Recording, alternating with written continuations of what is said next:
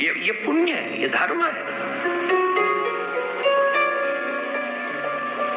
क्या बोलना पड़ेगा? रामायण की एक पंक्ति मुझे याद आ रही है, बोले सचिव वैद्य गुरु तीन जो प्रिय बोलई भयास, राज धर्म तन तीन कर होय बेग ही नाश। एक वैद्य, एक सचिव और एक गुरु अगर तुमसे प्रिय बोलते हैं तुम्हारे भय के कारण या किसी लोभ के कारण, तो तीन चीजों का नुकसान होगा। एक तुम्हारे शरीर का, एक तुम्हारे राज्य का और एक तुम्हारे धर्म का। वैद्य अगर मीठा बोलेगा तो तुम्हारी हेल्थ खराब हो जाएगी, सचिव अगर मीठा बोलेगा तो तुम्हारा राज्य चला जाएगा, और गुरु अगर मीठा बोलेगा तो तुम धर्म से पृथक हो जाओगे, तुम अधर्मी बन जाओगे। अब आप मुझे बताइए, मैं मीठा बोलूं कि थोड़ा ऐसे ही बोलूं? जोर से बोलो, जोर से बोलो। अरे जब अब तक ना बदलो तो अब कहाँ बदलूंगा? अब तो बदलने की उम्र गई, अब कहाँ बदलेंगे? वो तो उम्र ही कुछ और होती है जहाँ व्यक्ति बदल सकता है, अब बदलने की उम्र नहीं है। और हाँ, एक और बात सीख लें, ऐसे जिनको बुरा लगता हो, मेरे उद्देश्य पर ध्यान दीजिए। मेरा उद्देश्य आपके हृदय में धर्म को जगाना है, आपको डराना नहीं, आपको डांटना भी नहीं।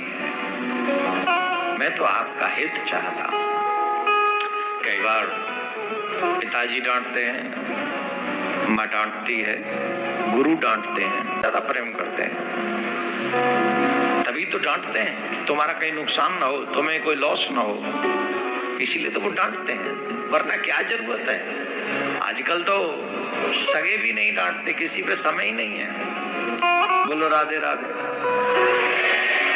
भगवान श्री कृष्ण उदास बैठे हैं, पूछा क्यों? बोली ये पापमय प्रवृत्ति युक्त मनुष्य भटक रहा है, कष्ट पा रहा है, इनका कल्याण कैसे होगा?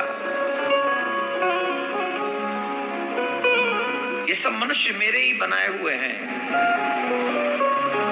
और ये मुझे बहुत प्रिय हैं, और मनुष्य इसलिए भी प्रिय हैं कि ये अपना कल्याण कर सकते हैं, अपना उद्धार कर सकते हैं।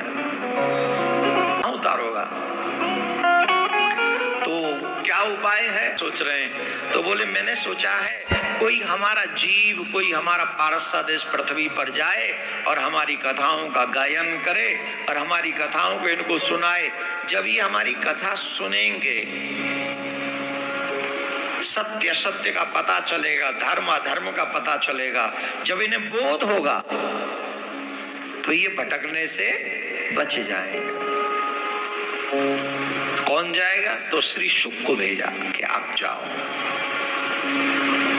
और श्री शुक पृथ्वी पर आने के लिए तैयार हुए।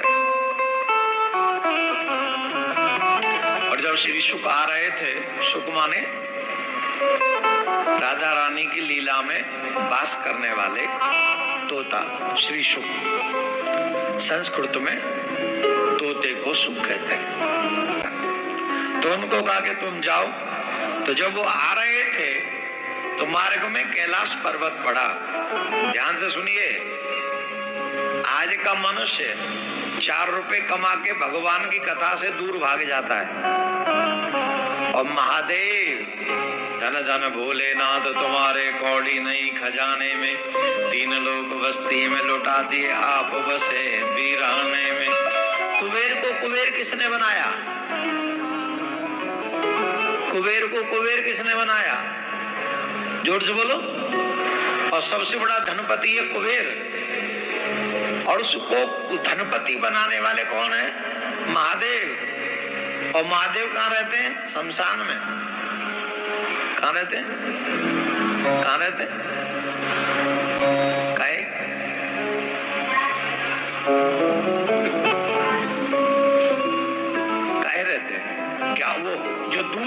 कुबेर बना सकते हैं, वो अपने लिए एक महल नहीं बना सकते। जो दूसरों को विमान दे सकते हैं, वो अपने लिए क्या नहीं कर सकते। पर वो जानते हैं कितने भी संसाधन एकत्रित कर लो, एक दिन सब छूट जाने हैं, सब छूटेंगे ही एक दिन, कुछ भी बचने वाला नहीं है।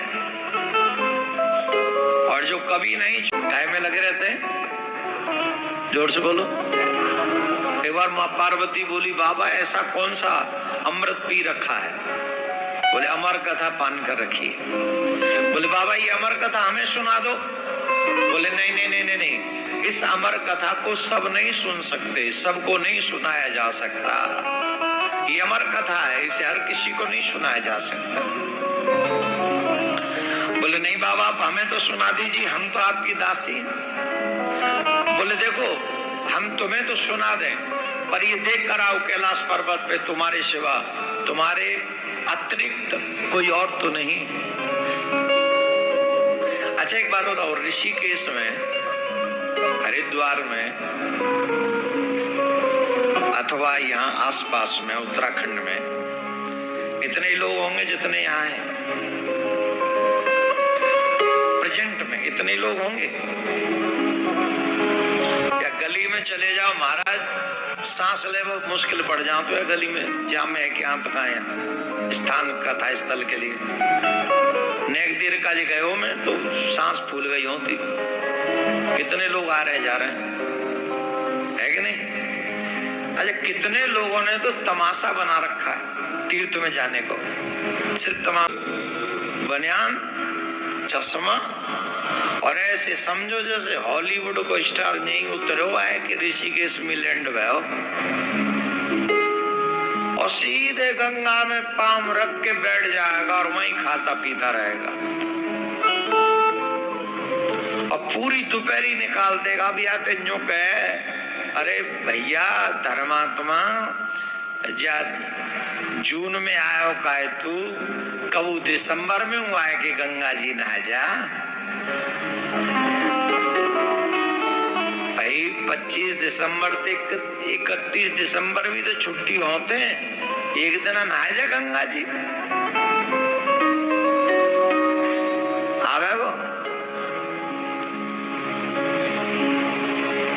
फिर अब कई को आ रहा, गर्मी है ने ठंडो चलो है सुना ले। अब बताओ ये तीर्थ है, तीर्थ की भावना है, सही बताओ।